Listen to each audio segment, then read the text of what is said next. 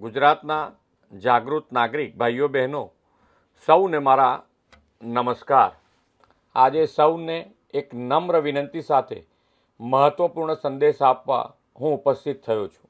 આપણે સૌ જાણીએ છીએ કે તારીખ 26 એપ્રિલે રાજ્યમાં સ્થાનિક સ્વરાજ્યની સંસ્થાઓની ચૂંટણી યોજાઈ રહી છે। આ માત્ર એક ચૂંટણી નથી, પરંતુ આપણા લોકતંત્રનો પવિત્ર ઉત્સવ છે। લોકશાહી પરંપરાના મતદાન એ અધિકાર સાથે નાગરિક તરીકેનું કર્તવ્ય પણ છે। તમારા એક મત તમારા શહેર, જિલ્લા અને તાલુકા તથા ગામ અને સમગ્ર સમાજના વિકાસને વધુ ગતિ આપશે। એ માટે દરેક મત અમૂલ્ય છે।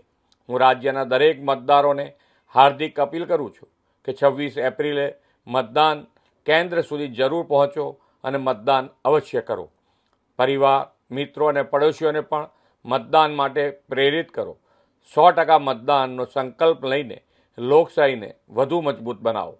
જે યુવા મતદારો આ વખતે પહેલીવાર પોતાના મતાધિકારનો ઉપયોગ કરવાના છે, તે સૌ યુવાનોને પણ મારી શુભકામનાઓ।